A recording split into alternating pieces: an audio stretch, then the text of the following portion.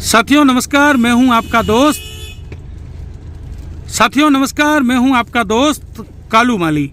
साथियों अपने साथ आज है जोगाराम जी डूडी, जो आरएलपी के ग्रामीण के ब्लॉक अध्यक्ष है और बाड़मेर विधानसभा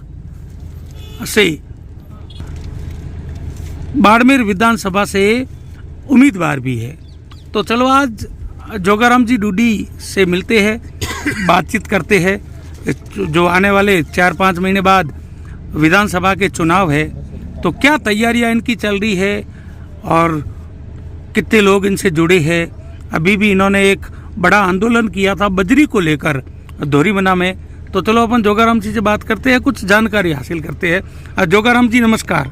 नमस्कार। जोगाराम जी 5-6 महीने बाद विधानसभा चुनाव है, तो क्या तैयारियां आपकी और कितने लोग आपसे अब तक जुड़े हैं।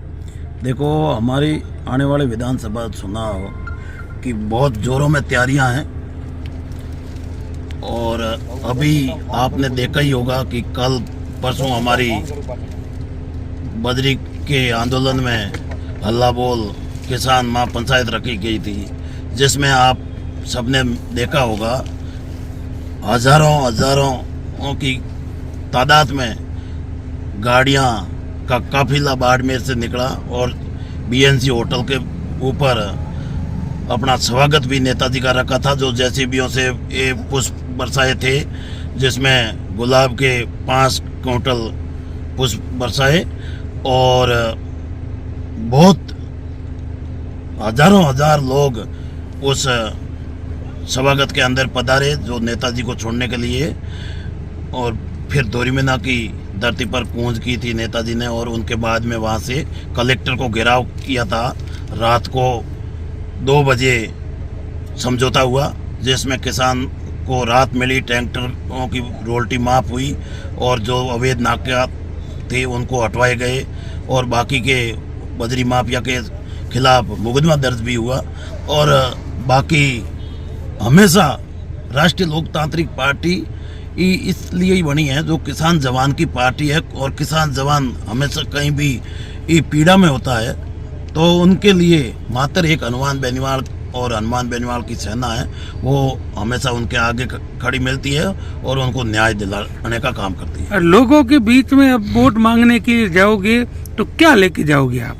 देखो, किस आधार पर लोग आपको वोट देंगे। देखो, अभी हमने 15 तारीख से एक जन सम्मेलन के रूप में प्रत्येक बाड़मेर विधानसभा की 75 ग्राम पंचायत है, उस 75 ग्राम पंचायत के ऊपर हमने पार्टी का झंडा, पार्टी का दुपट्टा और पार्टी का प्रसार पहुंचाने का प्रयास किया और तमाम ग्राम पंचायतों के लोग हमसे मिले, 36 कौम के बरादरी के भाई हमसे मिले और हमें उनसे मिलकर के ये खुशी हुई कि वो प्रत्येक जाति के लोग राष्ट्रीय लोकतांत्रिक पार्टी से जुड़ना चाहते थे।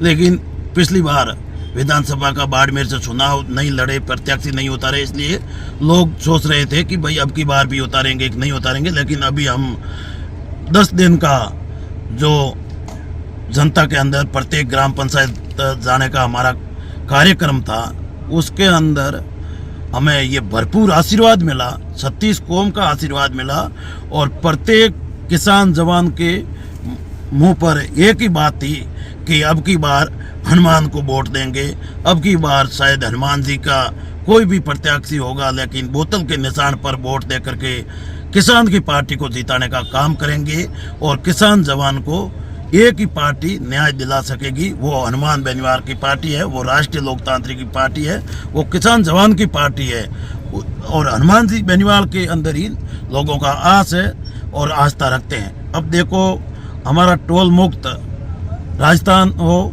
कर्ज मुक्त राजस्थान हो, हर किसान को बिजली फ्री मिले, शुद्ध जल मिले, सड़क से लेकर संसद तक लड़ने वाला मात्र एक नेता है।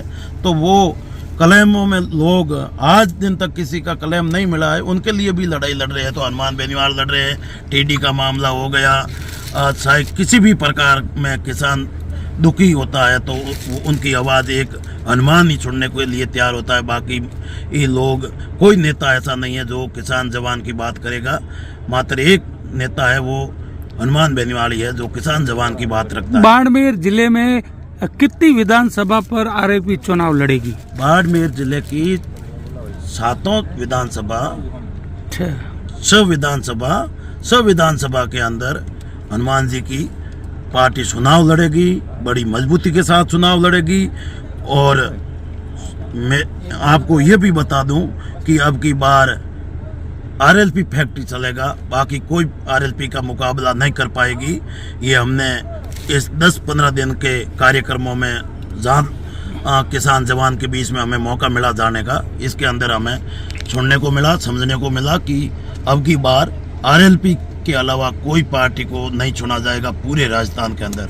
लोगों की एक ही आस है, क्योंकि एक ही सपना है, वो हनुमान बेनीवाल ही किसान जवान का सपना पूरा कर सकते हैं।